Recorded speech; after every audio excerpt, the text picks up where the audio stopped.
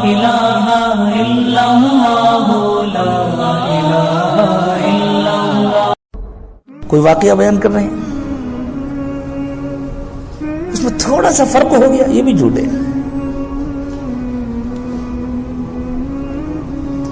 حضرت پیر ذوالفقار صاحب دامت برکاتہم کی بچپن سے جیسی تربیت ہوئی ہے اور جس ماحول میں اللہ تعالیٰ نے ان کو پروان چڑھایا ہے، اس ماحول میں کوئی تصور کر سکتا ہے کہ اتنا بڑا اللہ کا ولی جھوٹ بولے گا؟ حضرت کا حال تو یہ تھا کہ جب حضرت 10th کلاس میں تھے، 10ویں میں، تو فرمایا میں اتنا ذکر کرتا تھا کہ ذکر کرتے کرتے زبان سوکھ جاتی تھی، منہ تھک جاتا تھا، اتنا ذکر کرتا تھا. اس وقت تک کسی سے باقاعدہ ذکر سیکھا بھی نہیں تھا، لیکن بس گھر کا دینی ماحول تھا، بزرگوں کی کتابیں پڑھتے تھے، تعلیم میں بیٹھتے تھے، کتابیں سنتے تھے. تو حضرت شیخ الحدیث رحمۃ اللہ علیہ نے ذکر کا جو تذکرہ کیا تھا، حضرت نے فرمایا کہ ایک اللہ والے کا تذکرہ تھا حضرت شیخ الحدیث رحمۃ اللہ علیہ کی کتاب میں کہ وہ اس لیے روٹی نہیں کھاتے تھے، ستو پھاک لیا کرتے تھے کہ روٹی کھانے میں زیادہ وقت لگتا ہے، اتنی دیر تک میری زبان ذکر سے رکی رہتی ہے. حضرت فرماتے ہیں بس میں بھی چاہتا تھا کہ میں بھی اسی طرح ذکر کروں. پھر اس عمر میں ایک مرتبہ محلے میں آئی ہوئی تبلیغی جماعت کے ساتھ حضرت رات مسجد میں گزار رہے تھے.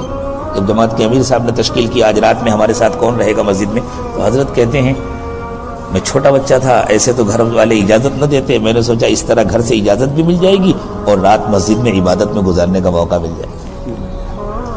تو گھر میں اجازت لے لی امی سے، بڑے بھائی سے، والد صاحب سے کہ وہ محلے کی مسجد میں جماعت آئی ہوئی ہے، امیر صاحب نے تشکیل کی، میں نے بھی نام لکھا دیا.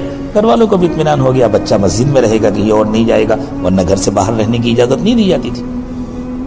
حضرت فرماتے ہیں میں نے تو نوافل پڑھنے شروع کر دی، سارے ساتھی سو گئے، میں نوافل پڑھ رہا تھا. تو امیر صاحب نے آ کر سمجھایا بیٹے تھوڑی دیر آرام بھی کرو. تو امیر صاحب کے کہنے سے لیٹ گئے. اسی نیند میں خواب میں دیکھا سیدنا صدیق اکبر رضی اللہ تعالی عنہ تشریف لائے اور دل کی طرف انگلی سے اشارہ کر کے 3 مرتبہ اللہ اللہ اللہ فرمایا. اسی وقت دل جاری ہو گیا. بچپن سے وہ ایسے تھے. جب چھوٹے سے بچے تھے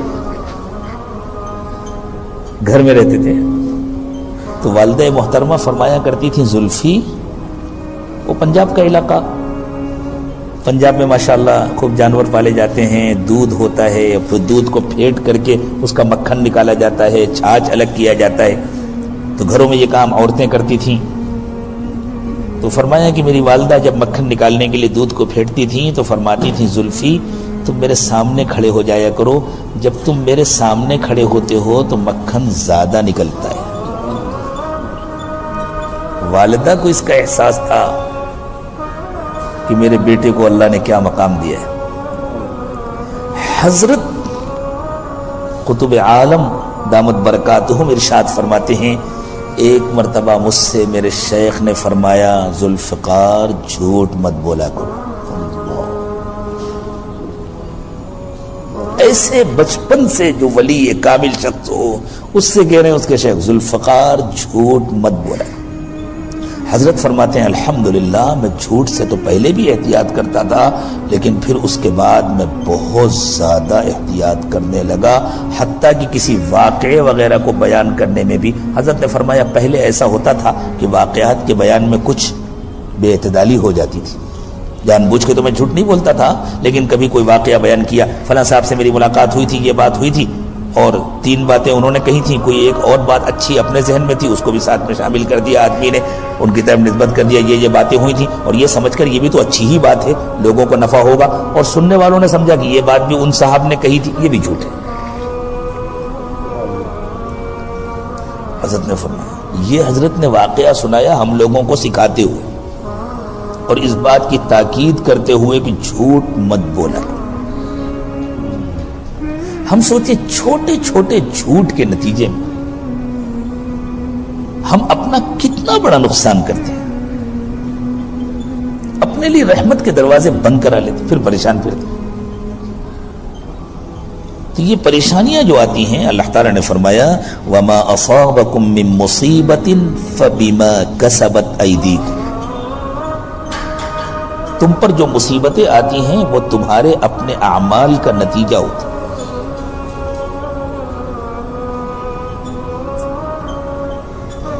اس جھوٹ کے ذریعے ہم اپنے دوستوں کا دل بھی دکھاتے ہیں اور اپنا نقصان بھی کرتے ہیں۔ دوسرے کا نقصان کرنے کا ہمارا ارادہ بھی نہیں ہوتا اور دوسرے کا نقصان ہوتا بھی نہیں۔ ہمارے جو چھوٹے چھوٹے جھوٹ ہوتے ہیں، دینداروں کے جو جھوٹ ہوتے ہیں، ان سے ہمارا مقصد دوسروں کا نقصان کرنا ہوتا بھی نہیں ہے اور دوسروں کا ہم نقصان کرتے بھی نہیں ہیں، لیکن دل ضرور دکھا دیتے ہیں اور اپنا نقصان ضرور کر لیتے ہیں۔ سبحان اللہ، یہ تو اور بڑی غلطی ہے کہ ہم نے دوسرے کا تو کوئی نقصان نہیں کیا اور صرف اپنا نقصان کر دیا۔ جیسے اپنے کھانے میں ہم تھوڑا سا زہر ملا لیں تو کس کا نقصان ہوگا؟ دوسرے کا ہوگا یا اپنا ہوگا؟ اپنے شربت میں ہم تھوڑا سا زہر ملا لیں تو اپنا نقصان ہوگا نا۔